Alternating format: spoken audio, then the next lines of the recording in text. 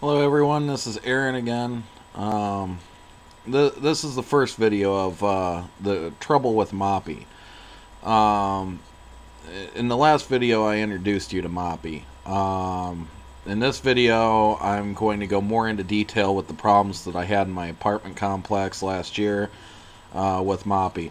Um, as I said, when I first got him, I had him for about 2 weeks, and I went and talked to the management here in the building and asked them if I could make payment arrangements to pay a pet deposit so that I could keep my dog. Of course, they started threatening eviction the very next day, actually, if I did not get rid of him. So I had to figure out what to do with him, and it spurred me to go to the doctor and ask him about how to go about getting service status because, well, I don't have a mental therapist at this time or a counselor or social worker or anybody I could ask for suggestions to. So I went to my doctor to ask, knowing that I qualify for a service dog. And of course, I got the paperwork for him that makes him a service dog in training, and I always carry that with me.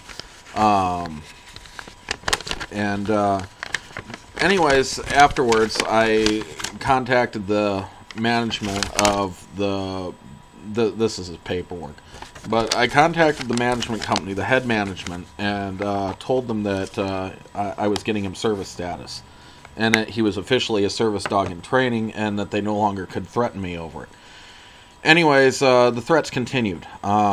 I continued to get threatened with eviction constantly if I didn't do certain things. One of the things was that I had to have people that did not live in the complex that were not a business or, for instance, his doctor, the vet, as emergency contacts to take care of him in case something happened to me. There are 5 other dogs in this building. Not one of those people have to have contacts to take care of that dog if something happens to them. Mine it is considered in all means a service dog. So, anyways, I had to do this, and one day I was talking to the head manager because I was having a refrigerator problem, and I told her that the management company, well, not the management company, but the management here in the building wanted me to come up with these contacts. And she said, in her own words, it was more important because he was a service dog than any of the others, but it was okay to use people who lived in the building. I've still not given them the contacts. That it was out of place for them to ask me. I was threatened eviction on him for his barking, but he does not bark. He's never really barked. On occasion, when he's with another dog and that dog gets going, he'll join in. Or if there's a dog right outside my door with one of those jingly collars, he might bark a couple times, or if somebody knocks on the door. But the one is joining in with an alert, the other one's joining in with another dog, and the third one is announcing himself to another dog. So, I'm sorry, these things aren't really a problem if he's only like woof woof and that's it, because usually I go up to him and say, hey, calm down, Skittles, and he just lays down and stops barking. Um, except for when there's real trouble in the hall or something, then he'll kind of go a little crazier and it's hard to quiet him down.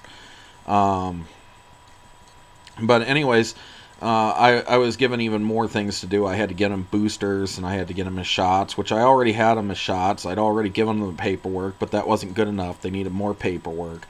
They wanted him to have his Bordetella and kennel cough, even though he wasn't being boarded or put in a kennel.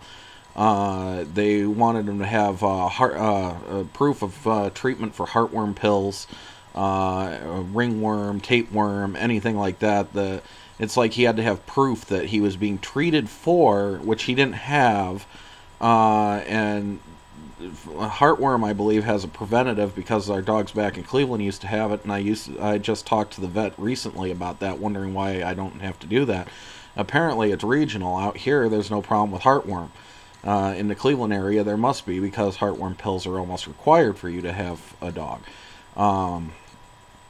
So, anyways, The problems continue to get worse and worse, and along with some other problems, my friend, knowing my situation, contacted people for me, and essentially things went into conciliation with HUD, which is Housing and Urban Development, over any wrongdoing, and they were told that they had to recognize Skittles as a service dog, and that they could not threaten eviction over him or ask me to do anything that was unnecessary, including neutering him. Neutering him, apparently by ADA, is something that they are not allowed to ask me to do, that he is allowed to not be neutered because, after all, as a service dog, he's with somebody 24/7. He's not really going to get that frisky without anybody, with another dog when he doesn't have the free roam to go do so. So, and there's always the possibility that he could be used to breed other service dogs, given his temperament, although that's probably never going to happen for him. So, anyways, that was the first problem. I went through 7 months of constant threats of eviction and stuff because of him, and that actually did get resolved. Anyways, thanks for watching, and there will be more parts, obviously, as I said, so stay tuned. Thanks. Bye.